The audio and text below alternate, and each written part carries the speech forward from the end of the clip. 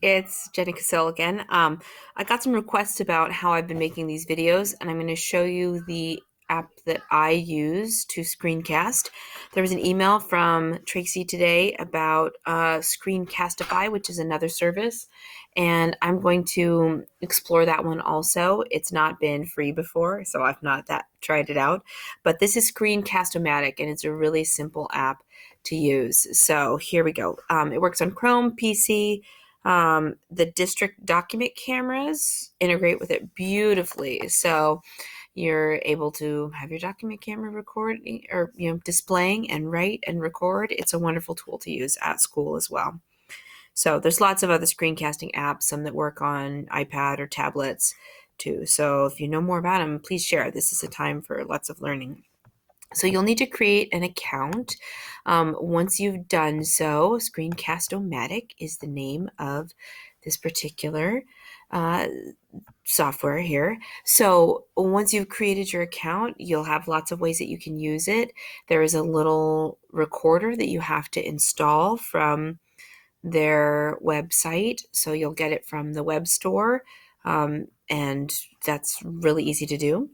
Then you'll want to create your account with your STU email if you're using your Chromebook, just to make sure that it syncs up with your Drive and your YouTube. Just makes things simpler to keep all those, the same account as your login here and the places you might want to store your video afterwards.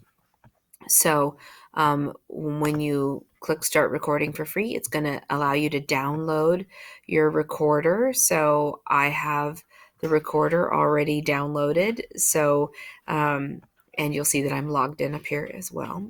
So I'm going to show you some pictures of what the recorder looks like. So when you first launch it, you'll get a screen like this. Your mic will be live. You have the choice of, do you show just your computer screen? Do you show just the webcam, so you front and center, or do you do both? You certainly don't have to show yourself and the screen, but if you do, you're there. And one of the things we're trying to do is connect with our students and maintain that social, emotional relationship over distance. Research shows that especially younger students engage much more fully when their teacher is visible in the corner of the screen. So if you're willing to take the risk, go ahead and do it. The recorder is super easy to use. All you do once you've sort of set this up and made sure you're ready to go is click the record button. You have a 15-minute maximum time, which my advice to you is, where is it? 8 minutes. Video longer than that is really hard for students to pay attention to. 4 minutes is honestly ideal. So if your video is 15 minutes or longer, it's very long. So once you click record, what happens is it'll flash and say 3, 2, 1, go, and then it'll show your desktop, and there'll be a little recorder bar in the corner of the screen if you're using a PC, and otherwise it kind of disappears on a Chromebook. And when you want to stop recording, you click your little bullseye down in the bottom on your taskbar right there. So now you're recording. This is where you can do anything you want to on your screen, and it is recording what you're doing. So this is where you can put up slides and present those for your students, and have that be that you're going through your lecture as you would in class. You can, see, I can go through my slides just like this and do that. You could read the directions for a task or an assignment. You could give a, hi, hello, it's Monday. Let me show you what your module looks like for this week on Canvas. Here are your instructions, and go through things. Essentially everything that you could click and do on your computer screen is just being recorded. So that's how that goes. On the Chromebook, click your little bullseye to stop. So I won't click that right now because obviously it'll stop what I'm doing. After you've clicked that stop button, I'm going to move my face for a second. I'm a wizard. Then you can choose how you're going to store your video. You can save it to your hard disk.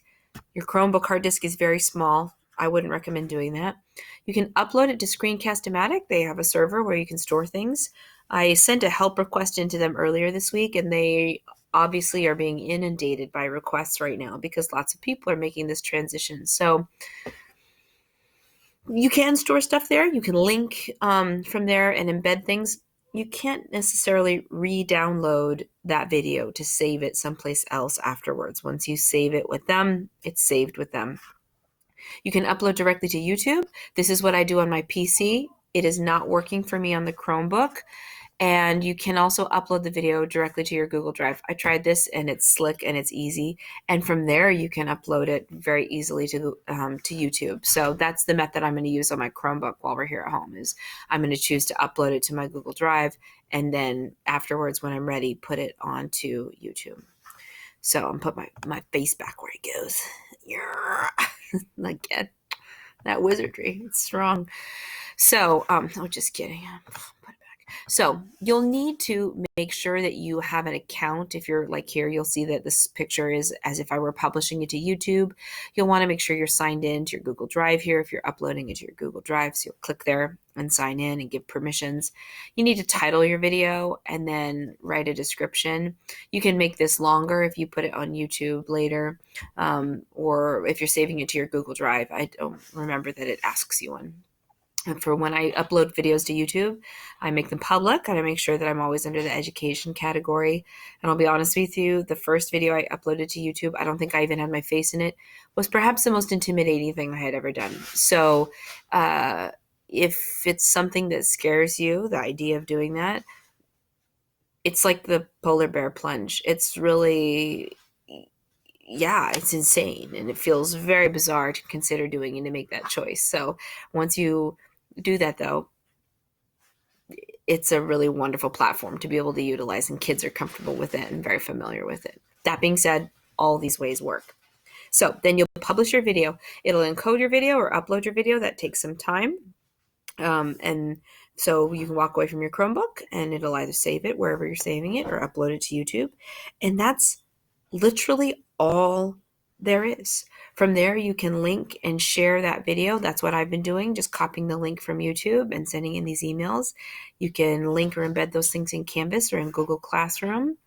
And it's a really easy way to share what you're doing. So with that, I'm going to wish you happy recording.